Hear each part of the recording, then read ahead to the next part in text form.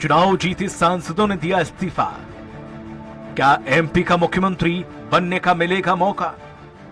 जी हां, सूबे में कौन सी पार्टी सरकार बनाएगी यह तय हो चुका है। अब कयास इस बात की लगाई जा रही है कि मध्य प्रदेश में अगला मुख्यमंत्री का फेस कौन बनेगा। बीजेपी किसे नई सरकार का सरदार बनाएगी, लिहाजा नए सीएम के चयन को लेकर रस्साकशी का दौर जारी है। प्रदेश की राजधानी भोपाल से लेकर देश की राजधानी दिल्ली तक अगले मुख्यमंत्री के नाम को लेकर चर्चा जोरों पर है। राज्य में कई दिग्गज चुनाव जीते हैं, इसलिए एक नहीं कई नामों की चर्चा हर तरफ है, मगर फैसला पार्टी हाईकमान को करना है।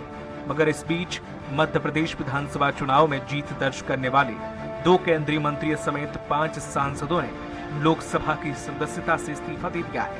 इनमें से केंद्रीय मंत्री नरेंद्र सिंह तोमर और प्रहलाद पटेल को मुख्यमंत्री की रेस में प्रबल दावेदार माना जा रहा है। हालांकि सूबे के सीएम शिवराज सिंह चौहान और प्रदेश अध्यक्ष वीडी शर्मा ने खुद को मुख्यमंत्री पद का दावेदार मानने से इनकार कर दिया है। अब वो सुप्रीम कोर्ट जाएं, हाई कोर्ट जाएं, तो मुझे लगता है कि कर्नाटक और हिमाचल के अंदर भी चले जाएं। और जनता की अदालत में तो केस हार गए हैं वो। तो इसलिए लोकतंत्र में जनता आशीर्वाद देती है, जनता चुनाव में हिस्सा लेती है। ईवीएम का काम नहीं है जो चुनाव जिताना और हराना। तो ये मैं एक कार्यकर्ता हूं। पार्टी ने जब जो काम दिया उस काम को पूरी प्रामाणिकता, ईमानदारी और जितना मुझ में सामर्थ्य था उस सामर्थ्य को झोंक के मैंने वो काम पूरा करने का प्रयास किया है। मैं मुख्यमंत्री का दावेदार ना तो पहले कभी रहा और ना आज हूं।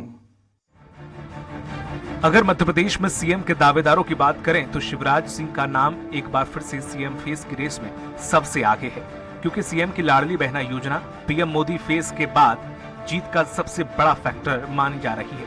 वहीं शिवराज सिंह के बाद लोधी समाज से आने वाले प्रहलाद पटेल को मुख्यमंत्री के चेहरे के रूप में देखा जा रहा है। प्रहलाद पटेल ओबीसी का बड़ा चेहरा है। अगर जातिगत समीकरण की बात करें तो लोधी समुदाय की आबादी 12% प्रदेश में है। पिछड़े समुदाय से आने के कारण वो भाजपा की राजनीति को खूब सूट भी करते हैं। वहीं केंद्रीय मंत्री नरेंद्र सिंह तोमर को भी मध्य प्रदेश की कमान सौंपने की चर्चा भी जोरों पर है। केंद्रीय कृषि मंत्री रहते हुए उन्होंने काफी कुछ अच्छा काम किया। वे पार्टी के केंद्रीय नेतृत्व के करीबी के रूप में देखे जाते हैं। कुल मिलाकर मध्य प्रदेश की सत्ता में फिर से काबिज होने के बाद बीजेपी अब तक सीएम के किसी चेहरे पर मोहर नहीं लगा पाई है। प्रदेश में कई बड़े दिग्गज सीएम की दौड़ में शामिल हैं, जिनके नाम पर मोहर लगना बीजेपी आलाकमान के लिए भी आसान नहीं है, क्योंकि इस बार बीजेपी ने केंद्रीय मंत्री और सांसदों को भी मैदान में उतारा था, जिनमें से कई ने चुनाव में जीत दर्ज करके सांसद के पद से इस्तीफा दे दिया है। लिहाजा ऐसे में सीएम फेस को लेकर सस्पेंस खत्म होने की बजाय और बढ़ गया है। Special desk, Swaraj express. और इसी मुद्दे पर चर्चा करने के लिए खास पैनलिस्ट हमारे साथ जुड़े हुए हैं। आनंद तारक जी हैं जो कि कांग्रेस प्रवक्ता हैं। आनंद जी, आपका बहुत बहुत स्वागत है। योगीराज योगी जी हैं जो कि वरिष्ठ पत्रकार हैं। योगीराज जी, आपका बहुत बहुत स्वागत है। वहीं सनबर पटेल जो कि बीजेपी प्रवक्ता हैं। सनबर जी, आपका भी बहुत बहुत स्वागत है। सनबर जी, जिस तरह से देखा जाए अलग अलग, अब जैसे सभी ने इस्तीफा भी दे दिया है जो सांसद हैं, अब जाहिर है कि दावेदार भी कई ज्यादा हो गए हैं, कयास इनका और ज्यादा लगाने लगे जा चुके हैं। अब सवाल ये खड़ा होता है कि आखिर वो चेहरा कौन हो सकता है। अभी आप बोलेंगे आला कमान का है निर्णय, इसमें मैं क्या बोल सकता हूं, मैं समझ सकता हूं ये चीज, लेकिन फिर भी एक प्रोटोकॉल होता होगा, एक नियमावली होती होगी, या फिर एक समीकरण होते होंगे, कौन से बिठाए जा सकते हैं, कौन से बिठाए जा रहे हैं, कुछ तो जानकारी होगी। सबसे अच्छी बात तो यह है कि कांग्रेस ने समय समय पर इस बात को प्रचारित करने का प्रयास किया चुनाव के दौरान कि इतने बड़े नेताओं को विधानसभा का चुनाव लड़ा रहे हैं, ये लोग इस्तीफा दे देंगे और आपके यहां उपचुनाव फिर से होंगे, इसलिए आपको इनको नहीं जिताना चाहिए। तो इनकी बात झूठी साबित हुई। भारतीय जनता पार्टी के सभी वरिष्ठ नेताओं ने प्राथमिकता दी विधानसभा के विधायक होने को, और आज उन लोगों ने अपने संसदीय से इस्तीफा दिया। बिल्कुल। तो ये भारतीय जनता पार्टी की करनी है कि वो जो करती है और उसमें कोई अंतर नहीं होता है, जैसे हैं वैसे हैं। अब ये भारतीय जनता पार्टी के नेताओं का अनुशासन है कि जैसा संगठन तय करता है वैसा वह करते हैं, और उसी अनुशासन के नाते मेरी भी अपनी बाध्यता और मेरी अपनी जिम्मेदारी है कि जो भारतीय जनता पार्टी का प्रवक्ता वही बोलता है जो भारतीय जनता पार्टी में तय हो चुका होता है। तो मैं समीकरणों के आधार पर तो आपसे माफी चाहूंगा, लेकिन ये बात जरूर है कि भारतीय जनता पार्टी कमल के फूल का नेता हमारा बहुत जल्द मुख्यमंत्री बनेगा, चाहे वो वर्तमान हो सकते हैं या नहीं हो सकते हैं, जो भी संसदीय बोर्ड तय करेगा और विधायक दल की बैठक होगी, और निश्चित रूप से भारतीय जनता पार्टी की सरकार जो बनी है और मैं उसके लिए पूरे मध्य प्रदेश की जनता को हृदय की गहराई से सनवर जी, इसमें दो गुट हैं। एक गुट कह रहा है कि मुख्यमंत्री शिवराज सिंह चौहान जो चाहता है कि बने, तो वो तो ये कह रहा है कि लाडली बहना कमाल कर गई। लेकिन एक गुट जो कह रहा है, जैसे विजय वर्गीय जी कह रहे हैं, बोल रहे नहीं लाडली बहना थोड़ी ना थी छत्तीसगढ़ में और राजस्थान में, तीनों जगह जीते हैं, तो भाई मोदी वाला हिसाब है। तो एक मोदी वर्सेस लाडली बहना दो चल रहा है।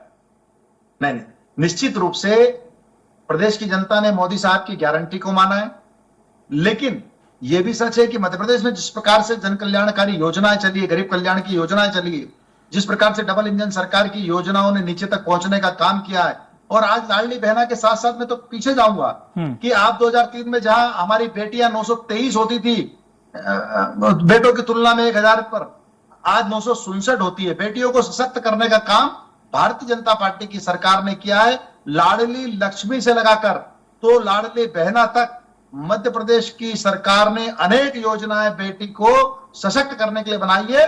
सारी योजनाओं का लाभ मध्य प्रदेश को मिला है और आगे भी मिलेगा। ठीक है, कांग्रेस प्रवक्ता के पास में जाना चाहूंगा। आनंद जी, जिस तरह से देखा जाए, विजय वर्गीय जी जब जैसे ही उन्हें विधायकी का ऐलान किया गया कि वो विधायक का चुनाव लड़ेंगे, तो उन्होंने साफ कहा कि मैं विधायक बनने नहीं आया हूं, मुझे बड़ी जिम्मेदारी दी जाएगी, ऐसा कहा गया है। हर किसी की अपनी अपनी ढपली अपने वाला राग है, तो हर जो सांसद है या फिर जो मंत्री रहे हैं केंद्र में, वो कह रहे हैं कि वो किसी ना किसी रूप में प्रत्यक्ष और अप्रत्यक्ष की वो ऐसी मंशा रखते हैं या फिर ऊपर से उन्हें कुछ भारी भरकम मिलने की उम्मीद के साथ उतारा गया है।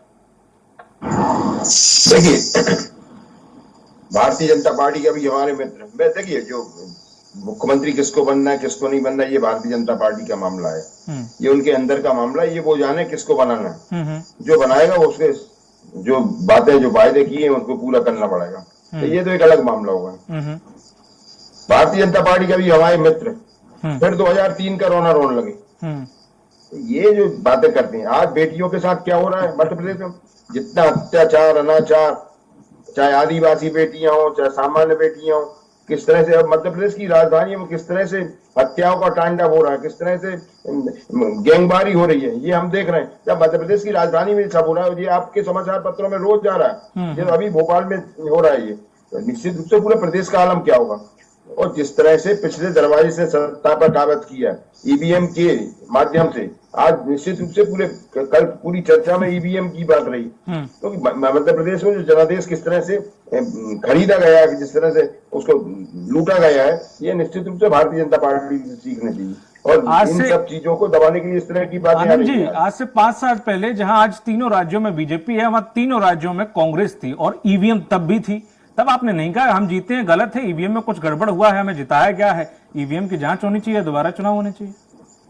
देखिए, कांग्रेस ने हमेशा ईवीएम पे सवाल उठाया, अभी चुनाव के पहले भी उठाया था, इसके पहले भी उठाया था, लगातार कई सालों से उठा रही है। अच्छा, जब जीते थे तब तो भारतीय जनता पार्टी ने भी इस पे सवाल उठाया था। देखिए, हम तो एक बात जानते हैं, अगर ईवीएम, अगर हमें निष्पक्ष चुनाव करवाना है, अगर देश में निष्पक्ष चुनाव बनाना, हमारी संवैधानिक व्यवस्थाओं को और मजबूत करना है, हमें अपने अधिकार का प्रयोग करना है, तो निश्चित रूप से अगर विपक्ष मांग कर, संयुक्त विपक्ष से मांग करिए, चुनाव के पहले ही मांग किए, पिछले साल से ही मांग कर रहे हैं कि भाई जो हमारा पहले पैटर्न था उसी पैटर्न पर चुनाव होना चाहिए, तो निश्चित रूप से बैलेट पेपर पर चुनाव होना चाहिए। क्या दिक्कत है भाई, 2 दिन लगेंगे 4 दिन होंगे, अभी भी तो 15-17 दिन हम रोक देते हैं। तो निश्चित रूप से हम तो चाहते हैं कि जो चुनाव हो उसका तुरंत रिजल्ट भी आना चाहिए, वो कोई भी सरकार किसी की भी हो, चाहे कांग्रेस की हो चाहे भाजपा की हो, किसी की, लेकिन बैलेट पेपर्स होंगे तो जो पारदर्शिता बनी रहेगी वो निश्चित रूप से बनी रहेगी।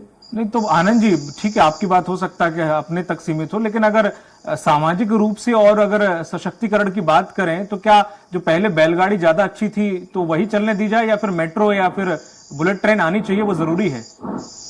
देखिए, हम लोग तो फॉरवर्ड लोग हैं, हमने 21वीं सदी का सपना देखा था। आपने देखा होगा राजीव गांधी ने 21वीं सदी का सपना देखा था, और हमारे आदरणीय स्वर्गीय पूर्व प्रधानमंत्री अटल बिहारी वाजपेयी बैलगाड़ी लेकर ही संसद में पहुंचे थे। तो हम तो फॉरवर्ड ग्रुप के हैं, लेकिन जब किसी चीज पे सवालिया निशान होते हैं और पूरा विपक्ष अगर लगाता है तो निश्चित रूप से सत्ता पक्ष को या निर्वाचन आयोग को उस बारे में बहुत गंभीरता से सोचना चाहिए। और जो हमारी परंपरा रही है पुरानी कि हमें बैलेट पेपर पे चुनाव करना है, उसको बहाल कर देना चाहिए। क्या दिक्कत है भाई, चुनाव तो होना है, चुनाव में जो खर्चा होता है वो सब होना ही है, वहां कोई दिक्कत तो नहीं, लेकिन कम से कम पारदर्शिता तो बनी रहेगी। ठीक है, अब आपकी कांग्रेस और आपका तर्क थोड़ा अलग होगा, लेकिन व्यवहारिक रूप से तो बड़ा अजीब लगता है कि जब आप हार जाते हैं तो इस तरीके के तर्क रखते हैं और जीतने पे शायद इस तरीके के तर्क नहीं आते कि भाई हम तो जीतने लायक नहीं थे, हम जीत कैसे गए। आपके माध्यम से इंडिया गठबंधन से निवेदन करना चाहता हूं, मैं आपके माध्यम से इंडिया गठबंधन से भी निवेदन करना चाहता हूं, देखो इन्हें बाकआउट दे दें, अगले जो लोकसभा चुनाव है उसमें बाकआउट दे दें, क्योंकि नरेंद्र मोदी जी ने चुनाव के 10 दिन पहले बोला था कि हम तो पूर्ण बहुमत के साथ सत्ता में आएंगे। तो भैया क्या उन्हें पहले से आभास हो गया था कि जनता ने उन्हें जनादेश दिया है? आपने भी तो बोला था 2018 में आप आ गए थे सर, तो आपको कैसे आभास था? निश्चित रूप से हमें तो उनसे निवेदन करूंगा, आपका आभास है, उनका आभास नहीं है। भारतीय जनता पार्टी को दे दे भैया चलाओ सरकार आप। आनंद जी कैसी बातें कर रहे हो आप? कौन सा नेता चुनाव जो हार रहा होता वो भी कहता हम बहुमत से जीत रहे हैं? कैसी बातें कर रहे हो कि उन्होंने बोल दिया बहुमत से जीत रहे हैं, तो उन्हें पता था? ये कोई कहता कि मैं हार रहा हूँ? स्थिति है जो आज स्थिति है, आज देश में जो स्थिति है, निश्चित रूप से आज लोग बहुत आश्चर्य कर रहे हैं कि भारतीय जनता पार्टी की सरकारें कैसे बन गई, और मध्य प्रदेश में तो खास तौर से कर रहे हैं। मध्य प्रदेश में तो मुझे भारतीय जनता पार्टी के नेता और कार्यकर्ताओं ने बधाई दी थी कि आपकी सरकार बन रही है। हजारों कार्यकर्ता, हजारों जमीनी लोग, आम जनता कह रही थी कांग्रेस की सरकार बन रही है, बदलाव का मामला है, क्योंकि जो सरकार आज 18 साल से। और फिर एक बात और मैं आपको बताना चाहता हूँ कि भारतीय जनता पार्टी के मुख्यमंत्री, पूर्व मुख्यमंत्री, आदरणीय जो वर्तमान में मुख्यमंत्री के पद पर बैठे हैं, शिवराज सिंह चौहान का चेहरा क्यों हटाया गया? क्यों नरेंद्र मोदी का चेहरा लेके आया गया? अगर बहुत अच्छा काम कर रहे थे 18 साल से शिवराज जी, तो क्या कारण था कि उनके चेहरे को हटाकर नरेंद्र मोदी जी के चेहरे को लाया गया? अभी जब मुख्यमंत्री की बात आई तो आप ये कह रहे थे उनका अंदरूनी मामला है, वो ही जाने।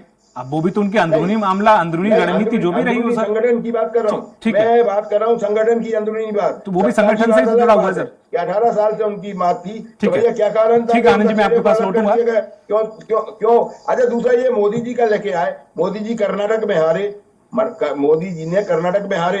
आज मोदी जी से भी सवाल है कि आपने जब 2014 के पहले सत्ता में आने को आतुर थे, तब आपने जो वायदे किए थे, कहाँ है 2 करोड़ नौजवानों को प्रतिवर्ष 20 करोड़ नौजवानों को मिलना थी नौकरी, कहाँ है 15 लाख रुपए? ये सवाल मैं संदर्भ जी से लूंगा अभी आपके। कम करना, ठीक है, मैं आनंद जी मैं आपके पास लौटूंगा। नहीं सुनिए, जो हमारा सम्मान से माथा झुक रहा था कि रुपए का मूल्यन हो रहा है, क्या हुआ उसका? आज 84 बार हो गया।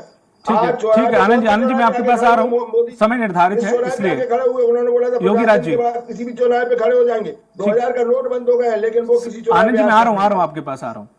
योगी राज जी, जिस तरह से आनंद जी का बिल्कुल, हालांकि वो कांग्रेस का, ये तो सभी लोग जानते हैं, कांग्रेस ये शब्द है जो उनके मुंह से भी निकल रहे हैं, वही हमेशा से निकले हैं, वही रहे हैं, कुछ अलग नहीं बोला उन्होंने। उनके शब्दों से आप कितना इत्तेफाक रखते हैं? क्योंकि हारने के बाद ही इस तरीके की शब्दावली और इस तरीके के वर्ड्स क्यों निकलते हैं मुंह से? देखिए, बार बार ईवीएम का रोना ये खुद कांग्रेस के प्रति संदेह पैदा करता है। और आप ये देखिए कि ईवीएम की शुरुआत क्यों हुई और कैसे हुई। हमने देखा 60 दशक तक लगातार 6 दशकों तक बैलेट पेपर पर चुनाव हुए, और भिंड, मुरैना, ग्वालियर, चंबल यहाँ से कोई बहुत ज़्यादा दूर नहीं है। जब बैलेट पेपर पे चुनाव होते थे और लोग मत पेटियां गायब कर देते थे, छीन के ले जाते थे, पानी डाल देते कुएं में फेंक देते, आग लगा पानी डाल देते, बहुत होता। तो इसी को लेकर कांग्रेस में मंथन हुआ। ये मैं 80s की बात बता रहा हूँ आपको। फिर ये तय हुआ कि कुछ ऐसी प्रणाली लाई जाए जो थोड़ी ट्रांसपेरेंट हो और इस तरह की घटनाओं पर अंकुश लगाया जा सके, क्योंकि उस समय छीना झपटी, मारा पीटी, मर्डर, बंदूक और ये सब डंडे गुंडे ये सब आम बात थी। ठीक है, तो उन्हीं की कांग्रेसियों की बैठक में तय किया गया कुछ ऐसा सिस्टम अपनाया जाए, और 80 में तय हुआ। फिर कांग्रेस की सरकार में इसको पास किया गया कि नहीं, ऐसी कुछ डिवाइस क्रिएट की जानी चाहिए। फिर उसका डेमो हुआ, और इसके बाद अभी डेमो तो चुनाव आयोग ने भी किया था अभी 7-8 साल पहले, और उन्होंने सारे राजनीतिक दलों को आमंत्रित किया था कि यदि किसी को ये लगता है कि ईवीएम हैक हो सकती है तो आप हैक करके बताइए। तब भी कोई ना तो हैकर सामने आ पाए, ना कांग्रेस के कोई बड़े लीडर सामने आ पाए। एक और बड़ी महत्वपूर्ण बात है कि 20-30 साल से यदि कोई एक इश्यूज को आप उठा रहे हो तो क्या आपके पास पूरी दुनिया में कोई ऐसा टेक्नोक्रेट्स नहीं है जो बता दे कि साहब ऐसे मशीन है कोई? आप कर देते अभी तक। दूसरी एक और महत्वपूर्ण बात है कि अभी तीनों चारों जितने राज्यों में जो स्टेट चुनाव हुए उसमें कांग्रेस के बड़े बड़े लीडर एक बात कह रहे हैं एक ही सुर में। वो बात यह है कि साहब हमारा वोटर परसेंटेज बिल्कुल नहीं गिरा और हम वोट परसेंटेज के मामले में आज भी आगे हैं और हमारे कार्यकर्ताओं को निराश और हताश होने की जरूरत नहीं है। तो जब आपका वोट परसेंटेज बड़ा है, बरकरार है, तो ये भी तो ईवीएम की वजह से बरकरार है ना। सही बात है, बिल्कुल सही। तो इस तरीके की जो लॉजिक देते हैं ये कांग्रेस नेताओं के गले भले ही उतर जाते हों लेकिन इस देश की जनता के गले नहीं उतर रहे और इसीलिए इतना क्लियर कट मैंडेट आता है। बिल्कुल सही। आप ये देखिए इतनी बम्पर जीत कैसे आ रही है। सही। आखिर आपके जो जिन इश्यूज को लेकर आप जनता के बीच में जा रहे हैं उन इश्यूज में उतनी दम नहीं होती। अब ईवीएम की बात तो छोड़िए, चुनाव जब शुरू हुआ था मध्य प्रदेश में तो आप कांग्रेस की आप देखो 4-6 महीने पहले आनंद तारण जी ने यही कहा था कि भाजपा जो है 60-70 पर सिमट जाएगी। सही बात है, फिर ऐसा क्या हो गया? और जब चुनाव जैसे जैसे नजदीक आया तो उसकी शुरुआत कैसे हुई? कपड़े फाड़ने से शुरुआत हुई। तो ये तो किसी ईवीएम ने नहीं की। और जितनी सार्वजनिक बयानबाजी कमलनाथ और दिग्विजय सिंह के बीच खुले मंच पर हुई ऐसी तो आज तक इतिहास में किसी पार्टी में देखने को नहीं मिली। तो मतलब पूरा चुनाव कांग्रेस में दो धड़ों में अपने आप डिवाइड दिखाई दिया। कभी ऐसा लगा ही नहीं कि ये यूनाइटेड होकर चुनाव लड़ रहे हैं। आपका एक खेमा था सिंधिया जी का, चलो वो चला गया। आप बार बार कहते थे कि साहब पनौती चली गई। अब असली पनौती कौन है? और यदि वो चले गए तो ये फिर दोनों में टकराव की स्थिति क्यों बनी? पूरे चुनाव में कांग्रेस एकजुट कहीं नहीं दिखी। जितने भी छत्रप थे सब अलग अलग रहे, सबके इश्यूज अलग थे, मुद्दे जो थे मुद्दों से भटकी हुई कांग्रेस नजर आई और इसलिए इतना मैंडेट विपक्षी पार्टी को मिला। योगी सर, जिस तरह से अब बात चूंकि चल रही थी सीएम फेस को लेकर, तो सीएम फेस को लेकर जिस तरह से पूरे आकलन करें जिसमें से नरेंद्र सिंह तोमर का नाम आ रहा है, सीएम शिवराज सिंह चौहान का नाम आ रहा है। सीएम शिवराज सिंह चौहान का नाम इसलिए हटाया गया था चुनाव के दरमियान कि वो एंटी इनकम्बेंसी और उनके जो समकक्ष नेता हैं लगभग वो भी दावेदारी कर रहे हैं और दिक्कत पैदा हो जाएगी। तो ये दिक्कत अगर उन्हें बनाया तो 2 लोकसभा चुनाव में भी देखने को मिलेगी। तो हो सकता है इससे बचा जाए। नरेंद्र सिंह तोमर जिन्होंने लोकसभा में कृषि बिल के समय बड़ी किरकिरी करवाई केंद्र सरकार की, उनके बेटे का वीडियो वायरल हुआ। सवर्ण समाज से आते हैं, लगभग वो न तो जाति समीकरण से ठीक ठाक बैठ रहे हैं और ना ही अन्य समीकरण से ठीक ठाक बैठ रहे हैं। आपके हिसाब से कौन एक्चुअली ठीक ठाक बैठ रहा है और किसे बनाया जा सकता है? नहीं, डेफिनेटली अभी तक के जितने राजनीतिक समीकरण सामने आ रहे हैं उनमें प्रहलाद पटेल का नाम सबसे आगे लगता है। ठीक है। और सेकंड नंबर पे मैं मानता हूँ ज्योतिरादित्य सिंधिया को। ठीक है। ये भले ही भाजपा के अंदरूनी मामलों में कुछ भी चल रहा हो लेकिन सिंधिया ने जो पिछले 2 सालों में आके जो भाजपा के संस्कार अपनाए, संघ के संस्कार भी अपनाए, वो देखने लायक है। मतलब वो इतना ज्यादा कन्वर्ट उन्होंने अपने आप को किया। प्रधानमंत्री की गुड लिस्ट में वो हैं। और सिविल एविएशन मिनिस्ट्री जैसा डिपार्टमेंट जो एक समय घाटे में जा रहा था, एयर इंडिया जो घाटे में जा रही थी, बहुत बड़ा उन्होंने समझौता कराया और आज एयर इंडिया बिल्कुल आगे बढ़ी है और सिविल एविएशन मिनिस्ट्री फायदे में आएगी। ये उनकी कार्य प्रणाली है। तो निश्चित तौर पर एक प्रशासनिक उनके पास अनुभव भी है। जातिगत समीकरणों की आप बात करें तो उसमें निसंदेह प्रहलाद पटेल बहुत आगे बैठते हैं क्योंकि लोधी समाज के साथ सबसे बड़ी सुविधा यह कि केवल मध्य प्रदेश में नहीं है, ये आपको बुंदेलखंड, उत्तर प्रदेश और अन्य प्रदेशों में भी लोधी समाज के बहुत बड़ा वर्ग निवास करता है। इसलिए मुझे लगता है कि ये बहुत आगे हैं।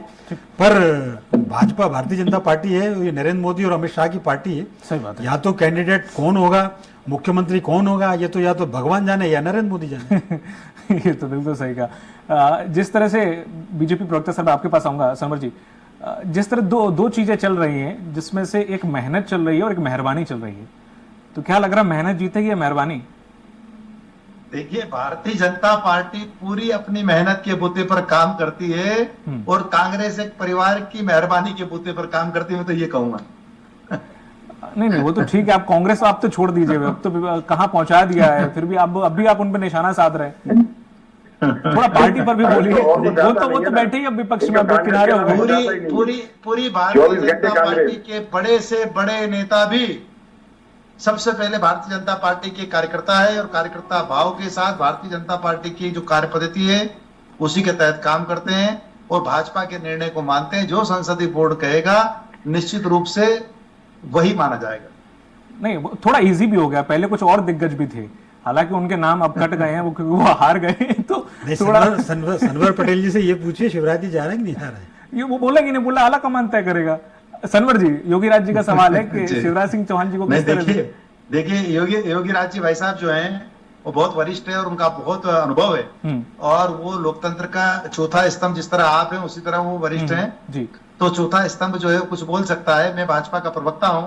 भारतीय जनता पार्टी में जो तय हो जाता है सिर्फ उतना ही बोलना मेरा अधिकार है। नहीं तो सनवर जी कितना तो खुश करने के लिए लगे हुए हैं, बार बार बोल रहे हैं आप लोकसभा की 29 सीटें जितानी है, बीडी शर्मा भी यही बोल रहे हैं, तो थोड़ा बहुत तो जब इतना बात पहुंचाने की कोशिश हो रही है। नहीं देखिए, हाँ ये अच्छा सवाल है, ये अच्छा सवाल है। देखिए भारतीय जनता पार्टी ने ये तय किया है कि पिछली बार हम 1 सीट से रह गए थे, हम 28-1 हो गया था, अब 29-0 का संकल्प भारतीय जनता पार्टी ने लिया है। और मैं कहता हूं बार बार कि भारतीय जनता पार्टी के बड़े से बड़े नेता कार्यकर्ता भाव के साथ अपने काम में जुट जाते हैं और प्रण प्राण से जुड़ते हैं। उसी कड़ी में सम्मानित शिवराज जी ने कहा है कि हम 29-0 करेंगे, छिंदवाड़ा सीट को जीतेंगे और 29 मोतियों की माला हम माननीय प्रधानमंत्री जी के गले में पहनाएंगे। मतलब ये ठीक है। जिस तरह से देखा जाए कांग्रेस वक्ता आनंद जी, ये मतलब ये अब पुत्र को भी नहीं छोड़ रहे हैं, 1 सीट तो बची थी ऐसे तैसे, अब वो ये उसको भी कब्जा करने की सोच रहे हैं। उन्होंने सबसे पहला स्टेटमेंट उन्होंने शिवराज सिंह चौहान ने यही दिया कि अब छिंदवाड़ा का किला ढाना है, हालांकि 1 ही सीट वहां बची है, वो भी निपटानी। देखिए प्रतिबद्धता दिखाना जरूरी है और शिवराज जी ने प्रतिबद्धता दिखाई है। हो सकता है चांस मिल जाए फिर मुख्यमंत्री का। और दूसरा ये है कि जो आदरणीय कमलनाथ जी ने जो सदा सहायता दिखाते हुए उन्हें जाके बधाई दी है, शायद शिवराज जी उससे विचलित हो गए, तो उन्होंने सोचा हो कि क्या करूं, तो वो सबसे पहले छिंदवाड़ा पहुंच गए।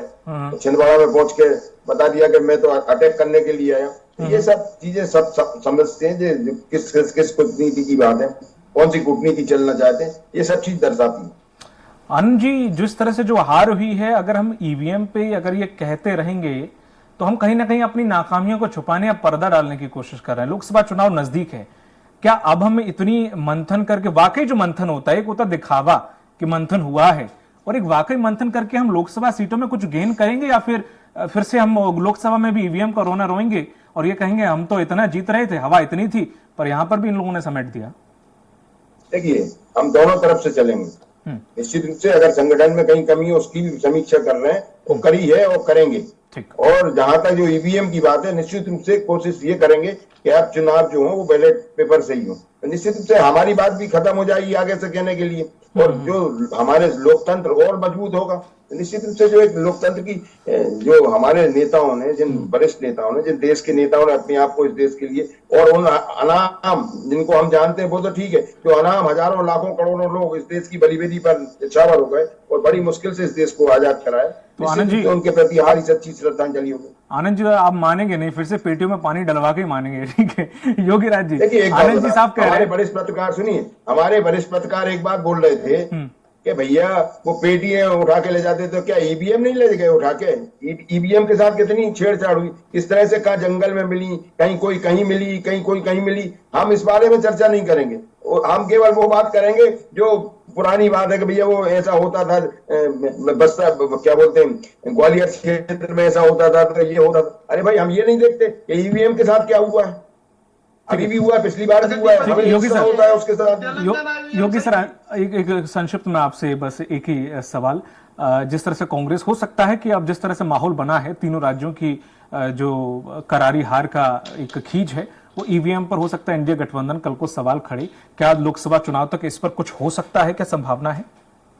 नहीं, देखो आप सब लोग इकट्ठे मिलके बोल देंगे साहब वो तो कमल जो है वो तो गंगा सागर में खिलता है, कमल तो कीचड़ में खिलता है, ये बात सत्य है। सूरज है पूरब सूखता है, आप सारे इंडी गठबंधन मिल जाओ, नहीं साहब वो तो पश्चिम सूखता है, तो कौन मानेगा ऐसी बातों को? तो ये तो केवल एक प्रेशर पॉलिटिक्स आप जरूर क्रिएट कर सकते हैं, और सब एक एजेंडे पर इस बहाने आ जाए कि साहब कुछ ना कुछ इसको लेकर सरकार को घेरा जाए। मेरा अभी भी मानना, जब तक आप मूल मुद्दों पर नहीं आओगे, जब तक आप जनता की आवाज नहीं उठाओगे, तब तक चाहे आप ईवीएम ले आओ, जो आप बैलेट पेपर से भी चुनाव करा लोगे आज की डेट में, तो भी कांग्रेस हारेगी। ठीक है सर, बहुत बहुत शुक्रिया आपका आनंद जी हमारे साथ जुड़ने के लिए, और सनवर जी आपका, योगी राज जी आपका, तीनों लोगों का बहुत बहुत शुक्रिया पर चर्चा में शामिल होने के लिए। एक अनार और करीब 5 से ज्यादा बीमार जैसे हाल और राज्यों की तरह मध्य प्रदेश में भी है, और हो भी क्यों ना, केंद्र का रुतबा और पद छोड़कर राज्य की राजनीति में आना थोड़ा अखरता है। लेकिन मेहनत और मेहरबानी में आखिर हुजूर किसको चुनते हैं, ये तो वक्त ही बताएगा। दीजिए इजाजत, नमस्कार।